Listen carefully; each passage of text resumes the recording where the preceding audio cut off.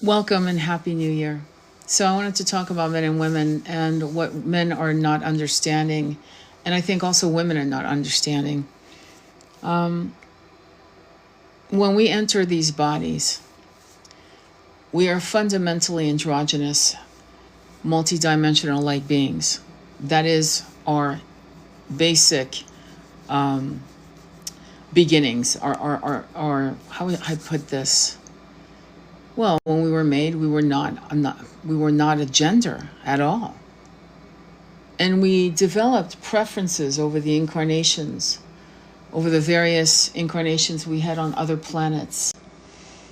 And then, of course, coming into the amnesia of 3D density and incarnating again and again in the loosh, the actual hamster wheel that kept bringing us back. But the problem that men seem to have is that they don't understand, and this is something I love about Carl Jung, is that for us to be balanced human beings, we have to balance the anima and animus, the yin and yang, the masculine and feminine within us. And so when a man says women need to allow the man to lead, I use this example many times. Throughout history, there was a saying that developed probably in the 19th century that behind every great man was a great woman. Behind, not next to, not in front, behind. And so when a man says that he has to lead and the woman needs to just submit to his leadership, the problem, most women, and I don't speak for all women because trust me, there are women right now who agree with that statement that men should lead and they should be subservient to the males. I mean, this is happening in the Western parts of the world and what people call third world countries. But there are a lot of women who don't agree because men, not all men, not all men, but most men don't have a coherent plan. There's this argument that men are logical and women are emotional. This is kind of funny when you think about the oracles of Delphi, the great psychic spiritual high priestess who would sit and give counsel to emperors, conquerors, and kings. Why? Because those women were in their intuitive power. They found wise, advice to give these masculines through the landscape of their emotions. And their emotions lifted them into the ethers, into the realms of the Akashic, to download the multiple pathways that were available to these quote unquote logical men. And this is what men in today's timeline don't understand because they're ignorant and they refuse to take, when they go to university, women's studies as they should. When I took a class in women's studies, of course, packed with 40 women, and the occasional one male. That was the standard. That's when I decided, I've been, by the way, flagged by TikTok again. I find this interesting. You can say anything against women, but God forbid we should call out men to grow up. We can't talk about racism, gender wars. We can't talk about anything that will actually improve our society as a people. I find that fascinating, TikTok. Tell me why I can't talk about what I'm talking about, TikTok. I'd like to know why. Let's move on. And so women, high priestesses, which we ended up calling, as we actually collapsed into 3D density, we went from being called high priestesses to witches, crones. And if you've ever closed your eyes and thought of what a crone looks like, she kind of looks like, she doesn't look like a goddess, does she? And so there are these subtle words that we've accepted throughout the ages, given to us by a patriarchy that never liked us, much less wanted to like us. In fact, they resented needing us to give birth. They resented desiring us and coined us, as many of us, as Jezebels. I don't think there's a girl or woman out there who hasn't been with a high-level soulmate eternal consort at some point where that man didn't turn around and call you a witch. Prove me wrong. Because damn near all my clients have turned to me and said, yeah, at some point he called me a witch. Why? Because he couldn't get me out of his mind. I must have been a witch. I must have done something. God forbid it could be just a soul connection that was more ancient than this planet. God forbid. But at the end of the day, okay, as we've understood, many of us in the spiritual community, of the truth of our incarnations as masculines and feminines. I mean, I will never stop repeating that fact.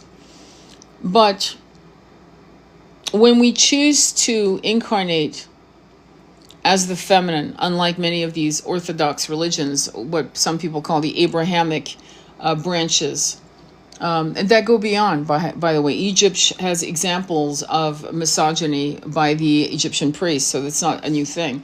But what I will say is that there was a sense that women were to be feared because we could actually tap into the unknown. And some of the greatest philosophers, poets, were also tapping into their feminine landscape. That's what made them great philosophers and poets. Rebellious, intuitive, alchemists of thoughts and words that still, influence societies today, like 2,000-3,000 years later, which is extraordinary. But they were tapping into their feminine. There's a story about Aspasia, who was a courtesan in ancient Greece.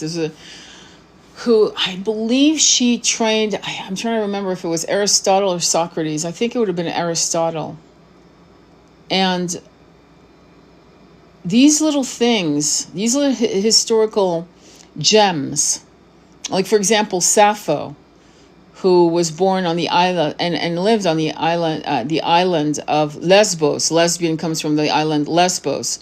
Sapphic love means lesbian love. Okay, so she was being quoted by Cicero and other great philosophers and statesmen. Is the only reason why we actually know she existed. And that's why they're called Sappho's fragments, because, the church, of course, did its usual, culling and burning. So women throughout history have influenced men from the shadows. And the problem I have with the way we teach history in schools all over the world is that we teach segregated history, not inclusive history. This is why men think we're emotional. And look at emotionality, and correct me if I'm wrong, though I'm not here to debate it. This is my personal opinion, and we're having a kitchen table conversation right now. I don't believe that men understand that the reason why the world is as it is, the reason why we have these cold-hearted billionaires on the planet, both men and women, by the way, is because they are absolutely wearing the cement boots of toxic patriarchy, and they live in their masculine framework. And we should know this as women, because when the man couldn't make a plan and couldn't lead, every time it was a crash and burn. A lot of these men, and a lot of the times why it was a crash and burn is because of addiction. And the reason why there was addiction is because of early childhood trauma. And the reason why there was early childhood trauma is because the system was not kind to people who need to get off the hamster wheel. There are people right now, today, who will work the entire year and they will work 3 jobs the entire year and be lucky to hit 4 hours of sleep, wash and repeat. And they do it to prevent homelessness. They don't do it to save money because there's no money to be saved. So systems like this are not going to create happy human beings. It's going to create human beings that are afraid of being sick, afraid of losing a job, afraid of having to go to the hospital, afraid of being homeless, afraid of having to make a choice between eating and paying a bill. This was going on in the 80s. It was going on in the 70s. It has always gone on. It has gone on for hundreds of years. The problem with men, and this is true, is that few men have plans, and the plans do not include the woman. And the power couples out there, that there are not a lot of them, but when they become power couples is when the plan is formulated together as a team, seen as equals, where the woman's intuition is valued, where her emotional feelings, her heart chakra opening to give advice to her man is actually respected, honored. And I can tell you that from multiple experience. I can tell you that from the experiences of my own journey with men, lovers, my beloveds. And I can tell you this from me watching my father. He didn't just ask my mother advice. When things were troubling him, he would actually wake us up at 3, 4 o'clock in the morning to have a family meeting. And he would take advice from my brother, who sometimes could be 8 or 9 or 10 years old or 12, from me, who was respected for her psychic ability, I was, to my mother, who was his partner. And then from there, he would make a decision that took in everyone's advice, believe it or not.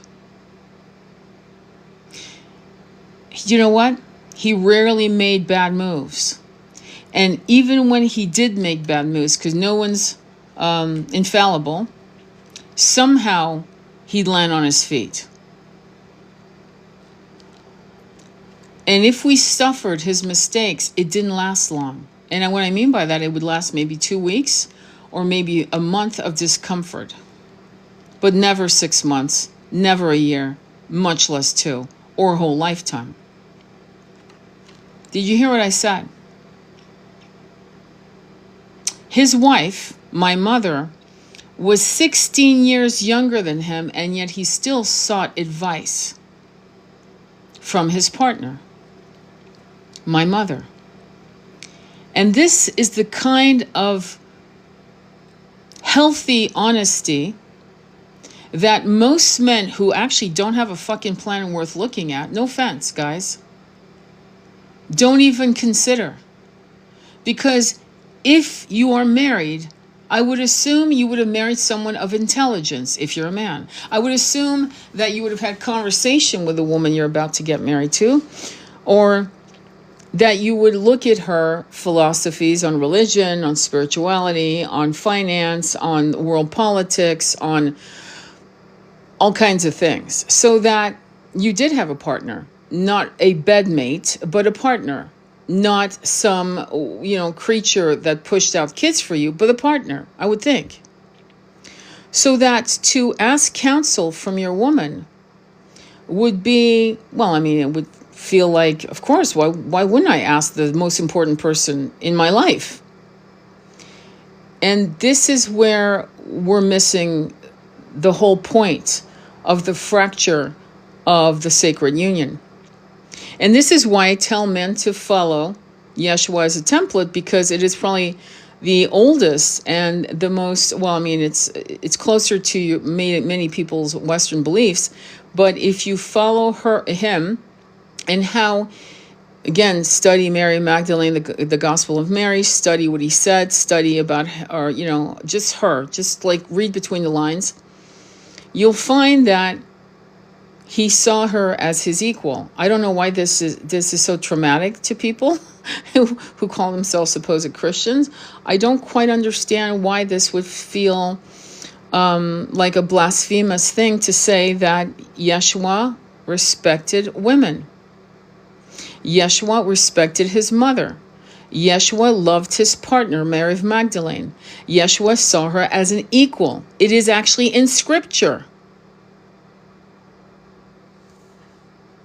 Maybe not accepted by the Catholic Church, but let's not forget who actually first put the Bible together. An emperor, Emperor Constantine, an emperor who was a conqueror.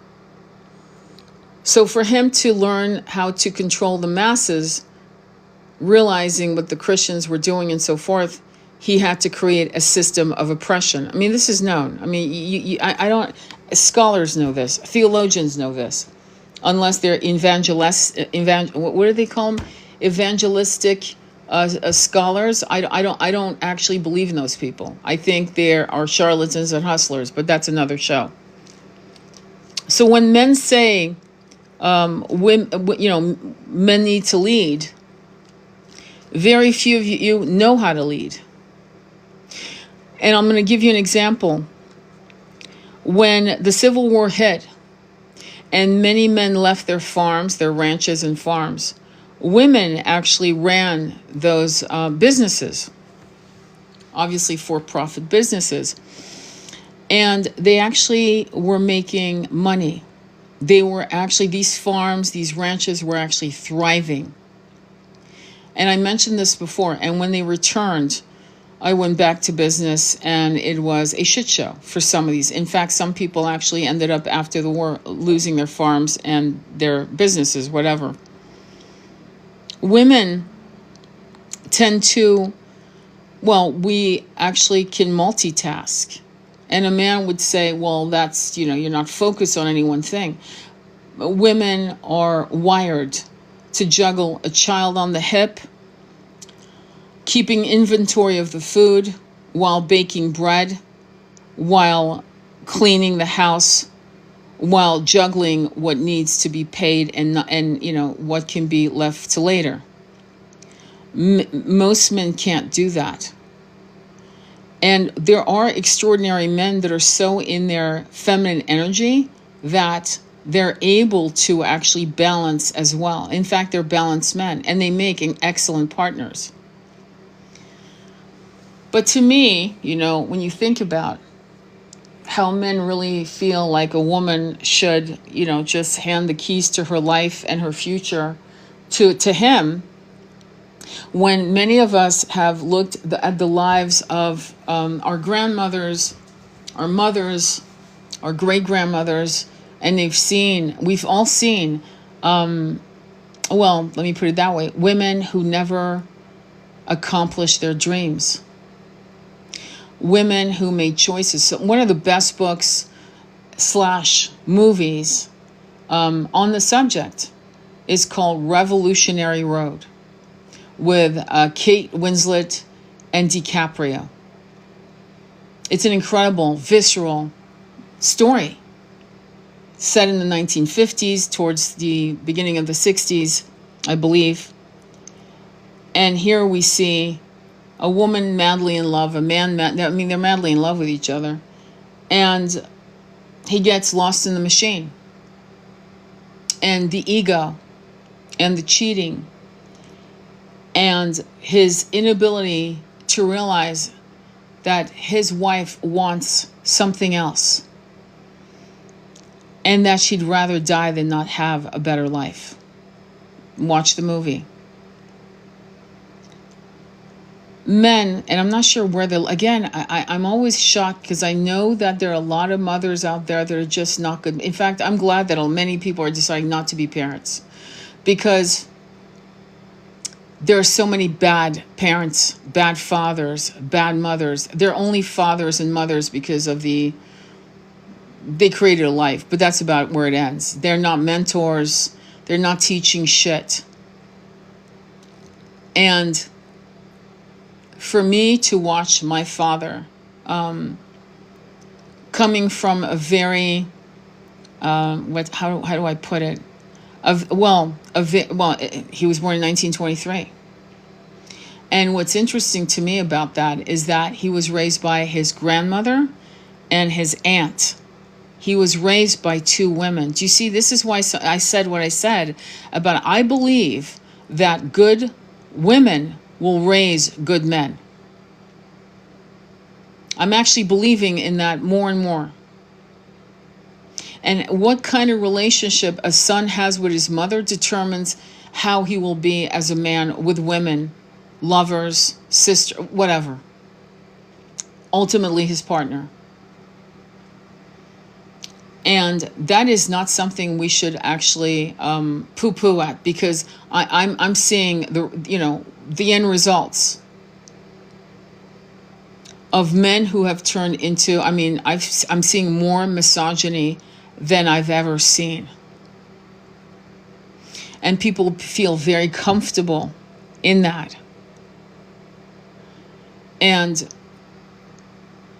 the fact that women are classed into two separate sectors, like I said, like I did a live yesterday, by the way, it's private, it's unlisted for a while. I'm letting certain people watch that particular live I did a couple days ago because, I was renting in men. And I don't want that to really be the only video people watch, you see, because the way women subtly don't like their sons, or daughters, by the way, goes both ways, daughters. Like Sinead O'Connor was a good example of her mother not really liking Sinead O'Connor. If you look at her interviews and you look at what she talks about, and how she was raised by her mother, and she blames the Catholic Church, and I can't blame her. She did a famous move on Saturday Night Live where she tore the picture of the Pope in half. She had good reasons. Should it happen to her household, to her? So we can't put women on a pedestal saying, "Oh, they're all mothers are great mothers." There are too many traumatic stories of daughters who had mothers who competed against their own daughters again and again and again. It's insane, and it's something that women refuse to talk about in that way. Because we keep putting women on a pedestal, and we keep pointing the finger at the masculine. You see what I'm saying? But what I will say is that when you look at, say, Snow White, the story of Snow White, or you look at Sleeping Beauty, you have women who are jealous of beauty, youth, this, that, and the other, which is a reality. But women who have been scorned, cheated, abused, betrayed by the man who gave them their son are either overtly or covertly abusive to their little boys. Imagine a 3-year-old boy becoming the punching bag to his angry mother at his father. That is also happening.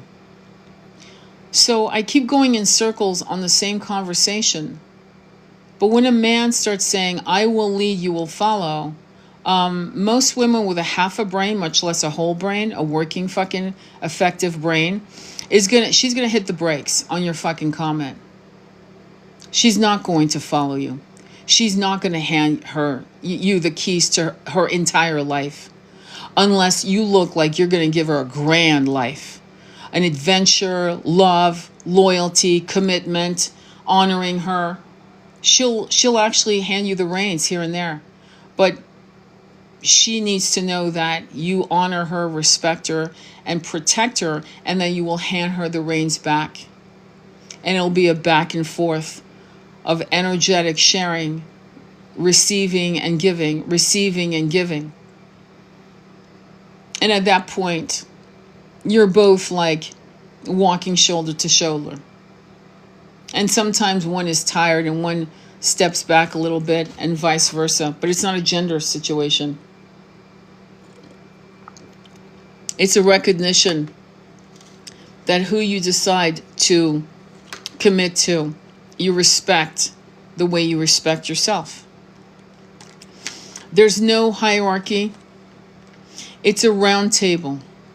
It's a small round table with 2 chairs, yours and hers, but it's a round table.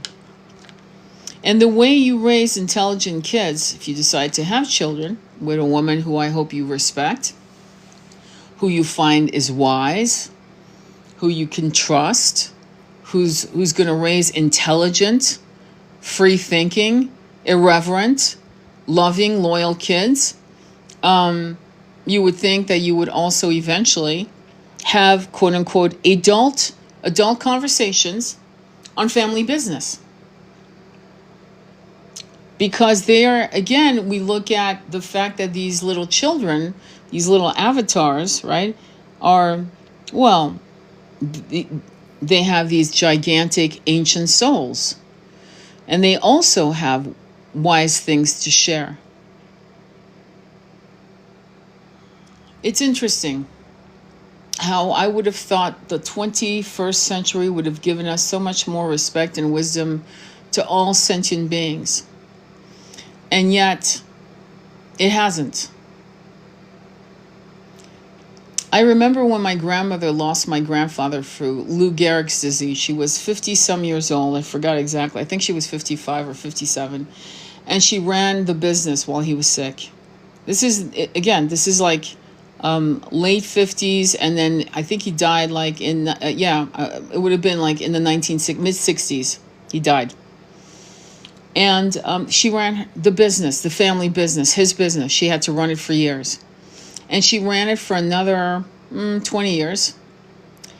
And then she retired. And she traveled all over Europe. She traveled and traveled. And she had a ball. She loved bridge. And I remember telling me, I was 19, telling me that she loved my grandfather, but she found her freedom when he died. And that all her friends, all the women friends that she hung out with, said the same. That when the husband died, they found their freedom to live the life that they wanted to live. That's some shit to hear when you're like 18 and a half, 19 years old. And a woman is going to allow you to sometimes take the leadership role, if you will, if she knows she'll be safe. And to be blunt, my brothers out there, you guys don't make women feel safe. There's not enough of you who do. And the few who do are either taken, and their business is to be loyal to their family, their woman, their children. I don't know what else to say on the subject. I'm always aghast when a man says, I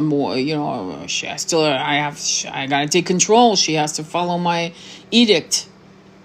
And it's marriage is not a fascist deal. Marriage is not a dictatorship, my friend, my fine young brother. It's not a dictatorship. And I don't know why you men think that that's how it should be run, like a dictatorship. And there are marriages that many of us are witnessing from around the world of our poor sisters in bondage to marriages from the age of 8 to old age. And you see the eyes of these people, and you realize is that souls are being destroyed. So no, we can't allow you to take the keys to the car and crash it in a fucking tree. No. We will take the leadership of our own lives. And if we find a masculine that is worthy of sharing in equal measure our lives, we will open the door to that relationship, that partnership, this round table energy. But if you come in like a bull in a china shop with arrogance and entitlement, thinking you know best, most women are going to tell you to fuck off. Because most women have been raised by fathers or seen and witnessed their fathers do harm to their mother. Do you see what I'm saying? So there's a young man right now, he's an African American man, who's actually teaching men manners. Like opening the door, walking on the inside of the street, how to treat a woman. Just basic old time gentleman behavior. And it's amazing that this should be taught, because your mother should have taught you that, and your father should have taught you that. Somebody should have taught you that. Do you know who taught him that? His grandmother. He says, my grandmother taught me how to do this. And so I go back now again to it is women who will raise good men. Good women raise good men. Toxic, fucked up women raise bad men. Toxic, fucked up fathers raise bad men and women. I mean, I'm not going to do the whole list. You get it. It's interchangeable. But if a man is missing in these situations, the father is absent through death. In my father's case, just so to be clear, his parents died when he was 2. By the time he was 2, he had no parents. So that's why they raised him. And I can't say anything. I never heard him say one bad thing. Not one bad thing about his grandmother or his aunt. Not one. Never. Never did he ever say anything out of the way. That's extraordinary. That's love. That's respect. And that's loyalty. So whatever they did, they must have done it right. Because by the time he died, he knew 4 languages, with a copious reader, and he was actually quite successful.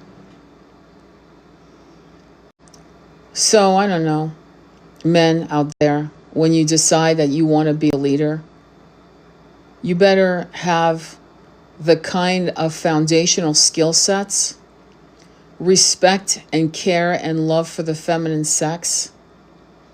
Because if you're just heterosexual because that's all you can do, and you don't genuinely like women nor love women, then you might want to consider being single or go to the other camp. That's all I got to say to you. And this is something that is not me being arrogant. I'm actually not saying anything. I don't give a fuck what you do, men out there.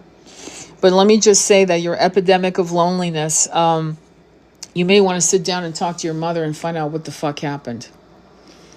Start there. Then go to your father. I'd start with the mother first, because she was the one that gave you birth to you. She's the one that carried you for 9 months. So I go to the mother first, as a man, and then I go to the father second, to find out, what was your philosophy? Did dad really like women? Like, did dad respect you? Did dad see you as an equal? And then I would ask the same questions to my father, if I were you.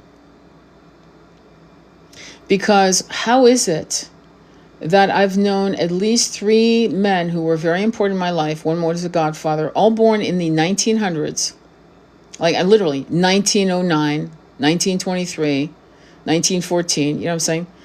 And they were more progressive. This is what's blowing my mind. My mind is blown right now. Than the men born in the 1960s, in the 1940s, in the 1970s, in the 1990s. What the fuck are we doing here? You see what I'm saying? Like, where are we going here? Are we devolving as a people? I'm asking for myself. Because I know what I've raised, but I'm trying to figure out how this is working out for all of you. Does that make sense? Because, I mean, we are actually creating these following, the next 2 to 3 generations. And how is it that I'm telling you that men from that period were more, well, not all of them, were more progressive? How the fuck is this happening? None of them married 14-year-old girls, by the way, just so you know, obviously. All of the women they married were very intelligent women, natively intelligent. not college educated, but intelligent.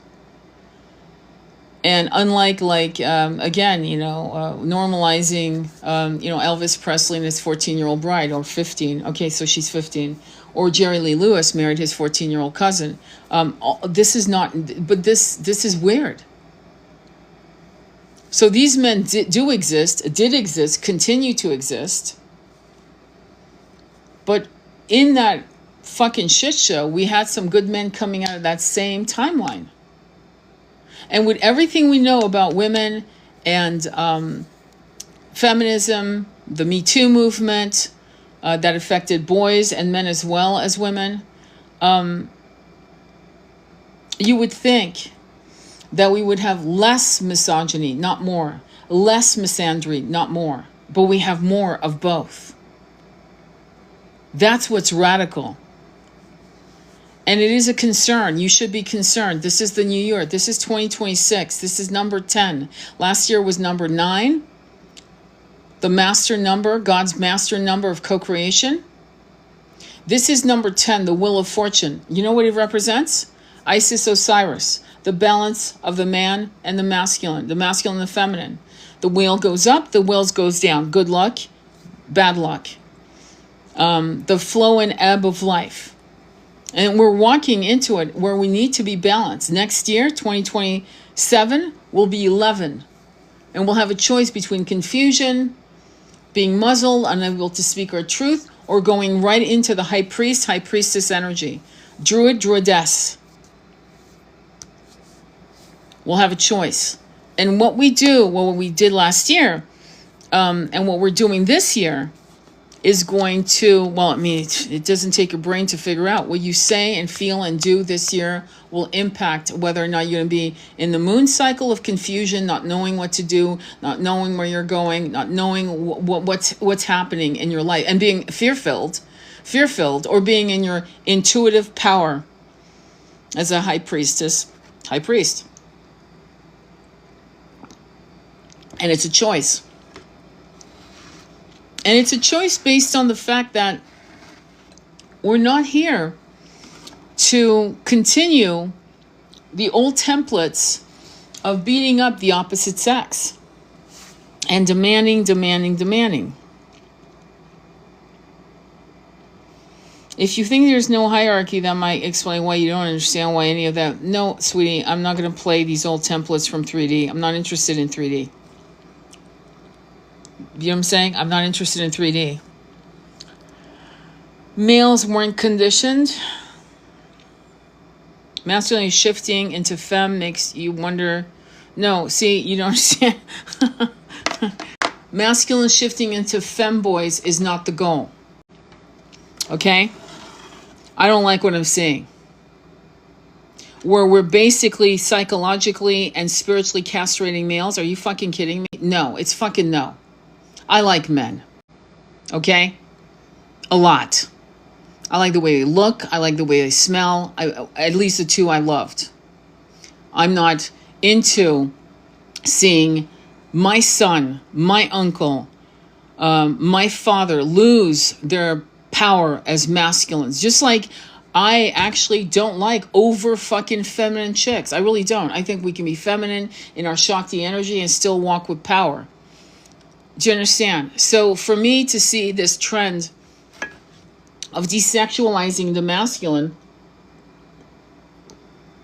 you'll see it on the catwalks of Europe. If you look at the catwalks on Europe, where actually all the masculines that many of these women are finding attractive are actually androgynous. Kind of like an actress, I'm trying to remember, Tilda Swinton. She was in the movie Orlando. You should watch the movie Orlando. And I'm going to just tell you, it's about a man born in the Elizabethan era, Elizabeth time, which would have been, what is it, 1600s? Yeah, 1600s. And then 200 years later becomes a man, okay? So I just told you the story, but you should watch it anyway, because it's fascinating it talks about laws and how it impacted the right of a masculine to have freedom of movement, freedom of ownership, all of that, of himself, of his land, of his title, and boom, it gets flipped. And now suddenly Orlando has to become pregnant to have a male heir. That is absolutely essential, else she loses her title, she loses her family home, and she's been immortal for 400 years. It's a hell of a story. But she is an androgynous actress that is quite fascinating. But even she has a power. Look at Tilda Swinton. You tell me she is not a woman of power, even though she is definitely androgynous. So you're not, again, androgyny is fascinating. But what I'm seeing with the androgynous movement of the masculine, I see no power. None.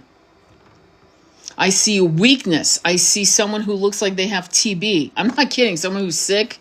It's almost like it reminds me of Chopin, Frédéric Chopin, who was sick with tuberculosis. They look like they're sick, not healthy, not vibrant.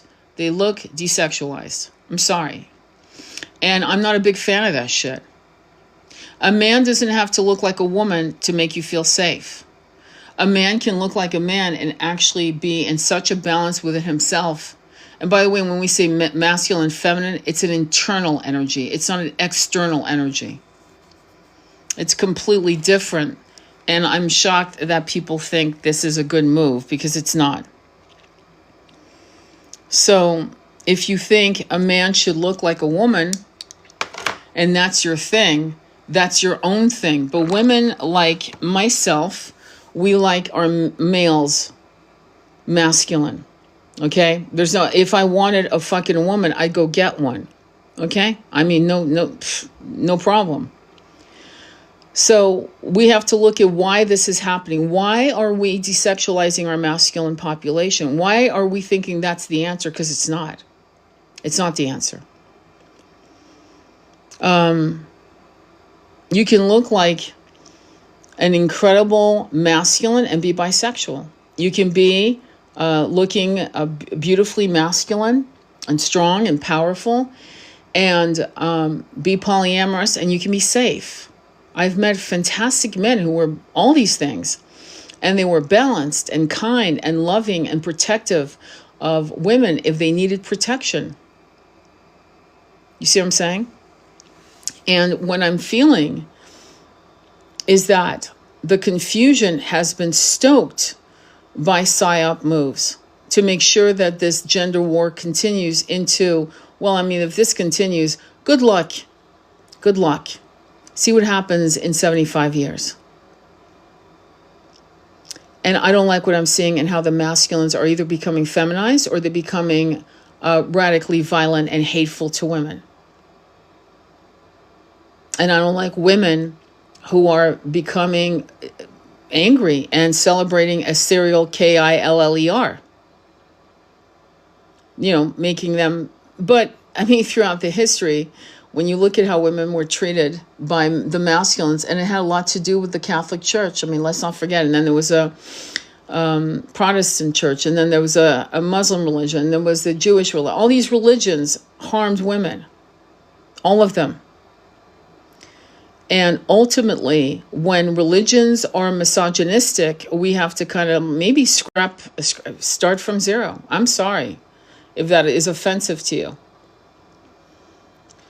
I personally don't need a religion to believe in great avatars. I don't need a religion. I don't need a guru. I don't need to sit at anyone's feet. If I go to a church, it's because of the stained glass windows. It's because I'll sit in a pew. I'll light a candle, and I'll do the same in a temple. Do you understand? But I'm not into needing to be led. I lead myself. And I pray myself. I meditate myself. I don't need, there's great books, great stories to listen to.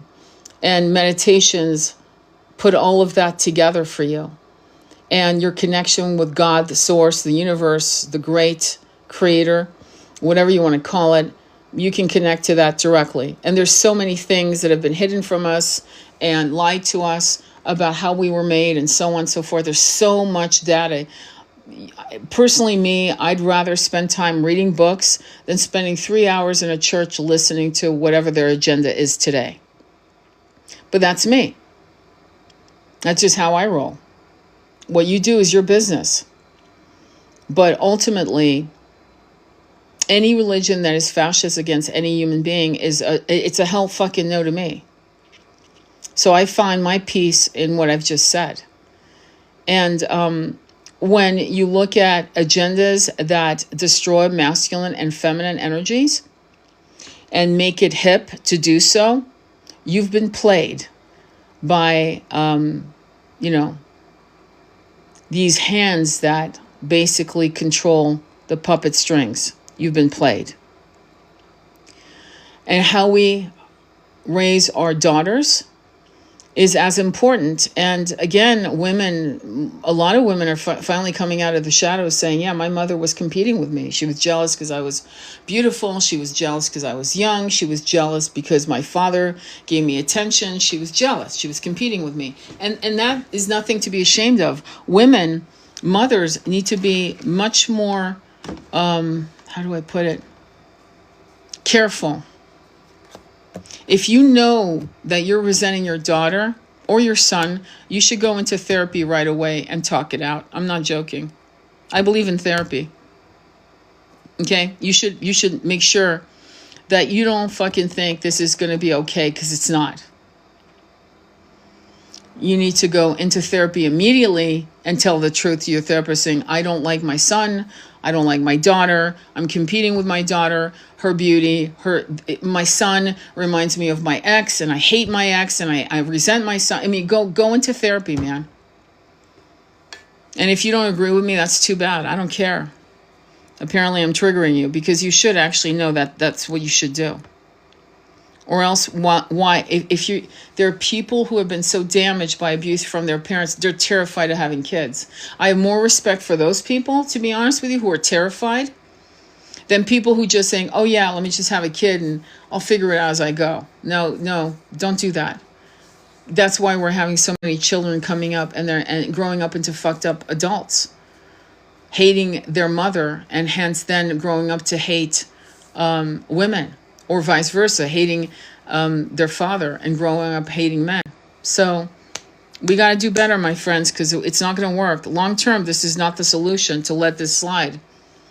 And as long as we are constantly divided and conquered by unseen forces, right, for an agenda of control, we are never going to make it to New Earth. New Earth. And the concept of New Earth 5D frequency consciousness is looking at yourself and saying, what do I need to fix? What am I unwilling to admit? I'm ashamed to admit that I have a problem with my son or my daughter, that I have a problem with my mother or my father or both, that I have a problem with my spouse, boyfriend, whatever, that I feel like I'm always competing, I'm never enough, that I don't like myself. Like, what do I need to fix? And that's what we're being asked to be radically, gently, ruthlessly honest with ourselves. Ruthless. And then gentle. And write it down and go, okay, you know what? I now know what I have to work on. Let me gather my courage to go get this done. And I don't think enough people are doing that. And that's why we have generations who we're seeing generations of people like a conveyor belt being spat out into the planet who are fucked up. They're cruel. They have no empathy. And it's hurting those who are good people, who for some reason, and here, the savior complex is a problem too, because what you'll find in the spiritual community, in my opinion, is that you'll have people that are very, very loving, very, very kind. Somehow they still came out of these situations as empaths, and they'll want to save you. They'll want to save fucked up people. And they'll try again and again to save that man, save that woman, even though they know that this is harming them. And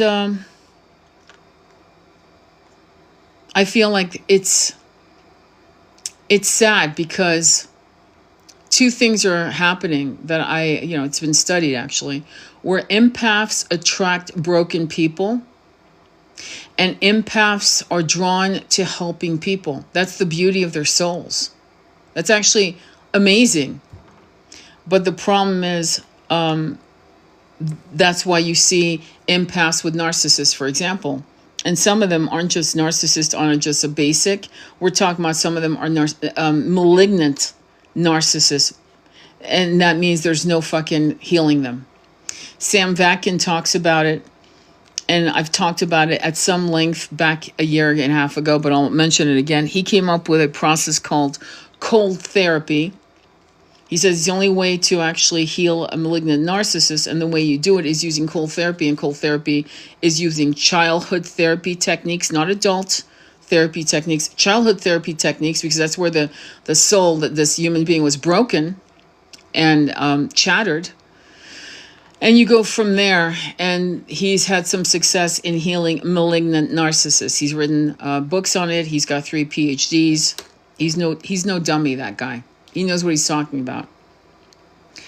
And unfortunately, empaths think that they can fix something like that, and you will drown trying to fix that.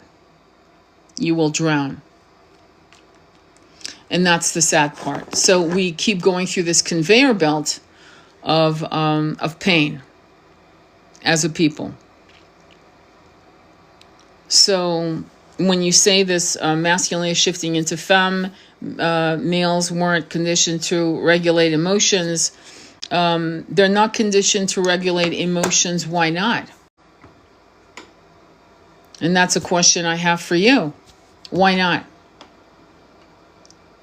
What are we doing wrong with what are we raising here? Well, the first thing is private and public school education. Mostly public, because in private, in some different types of private education, kids get the ability to be exposed to different methods of learning, meaning some of them will actually learn on a whole day of hiking. They're privileged. They'll be in the woods and they'll have a lesson. And then the rest of the day is spent in nature, right? They're not sitting, unlike public schools where they're expected to kneel and drop when the bell rings. They're expected to get a special note to go to the bathroom. They're expected to sit and be quiet for 6 hours. They're expected to do that and then go to home and finish homework, and then they're expected to wash and repeat. And they're not expected to think. They're not expected to paint. They're not expected to go out and play for an hour. Recess is 30 minutes or 45, and then they have a break. Instead of having 2 hours of play and 4 hours of school. I'd even go so far as to say 4 hours of play and 2 hours of school. And you would change the generation, and you would have thinkers. Because we wouldn't try to, push down a whole agenda of curriculum to pass state tests. So how do you regulate your emotions when you can't even be allowed to express your somatic creativity? By climbing a tree, by playing and capturing frogs, and watching the clouds go by, and being inspired as a kid to look at the clouds turning into a giraffe, into a dragon, into a unicorn, into a horse, into an elephant, into whatever. Do you see what I'm saying? We're not giving kids the ability to express all of them somatically, spiritually, physically, mentally, emotionally. Why would they regulate emotionally? What are we doing here? The way we've taken education is, I think, worse than it's ever been. And it's getting worse and worse. There's no music for many schools and public schools. There's no art in many public schools. Kids aren't able to express themselves, period. So why would they be emotionally regulated. I mean, that's the most, I mean, to actually ask, and it's not just males, it's girls too.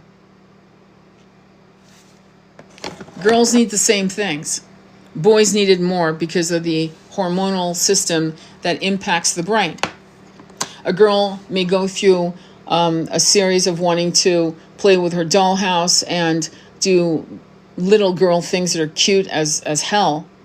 And a boy wants to run and climb a tree and build a fort. But hey, a lot of us were tomboys. A lot of us were tomboys. And we like the dollhouse, and we like to build a tree house and a fort. So there you go. So now what?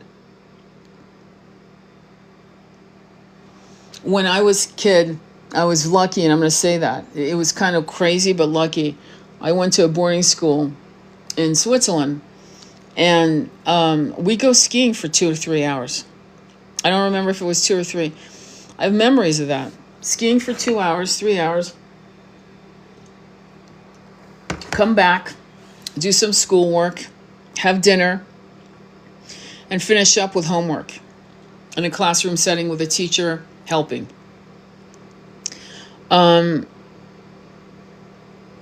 But the memory of what we did physically, the school time was long, but the playtime was long. You see? And I feel like it was more in balance. But to be honest, again, the Finland has shown us best practice. 2 to 3 hours of school, no homework, and they're testing above everyone else. Play is more important than to study, and thinking and learning is more important than remembering shit to regurgitate for a test. Taking a test in itself is a skill, to the point where the privileged few, take prep classes and courses. That's a lot of money to practice before they take a final exam, like the SAT, for example. That's a perfect example. But that doesn't build a thinker. It actually doesn't. Because most of the guys that have invented shit, like Steve Jobs, dropped out of college. Bill Gates, who I do not like at all, dropped out of college. So my point to you is, now what? It's like, okay, so now what? So clearly that's not who is creating some of the things that is impacting us. No matter what we feel about Steve Jobs, many of us own iPhones. Right? Apple, I remember the first Apple. And that's him and his partner's creations. And it was from that kind of creativity comes from freedom. It doesn't come from learning how to pass a test. That's my point. So hopefully this will make sense to some of you. But most of you should really consider homeschooling your kids, because again, hopefully you're good. If you are parents, you're good mothers and good fathers, and you actually love your kids and you actually want your kids to outdo you academically, physically, in all aspects. Why would you want a kid that's less than you? You should want a kid that's better than you and has its own passions, its own desires. I mean, if you actually force a kid to become a doctor because you're a doctor, or an attorney because you're an attorney, or whatever, an architect, and you're trying to pressure your kid to do that, it's kind of fucked up. Khalil Gibran, in the book The Prophet, when you ask him about kids, Al-Mitra asks him what about kids? What about our children? And he says, your children are not your children. They live in a future you will never know. I'm paraphrasing the last line. And that's correct. Your children are not your children. You can love them, he says. You can guide them. But they live in a future you can never understand. This guy wrote this in the 1920s. So that's my point. I mean, it's like we got to do better as people, as parents. And we're not giving enough to our children. We're putting them in cages and then saying, well, you can't regulate yourself emotionally. And during the time, just so you know, around the latter part of the 19th century, just so you know, because this is important. I forgot what it was, but it was a psychologist, I believe, pediatrician, who said, this happened in Europe. He said that it was best never to give affection to your kids, and a handshake was more than enough.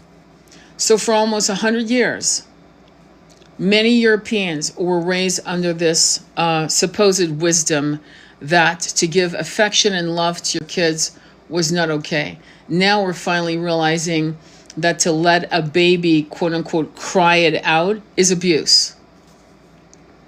It's not that the kid cries it out. It's that the kid actually stops crying, it gives up, it's exhausted, and it feels abandoned, dejected. It doesn't, what's the point? So what you're doing is creating a child that doesn't feel like they have what they need.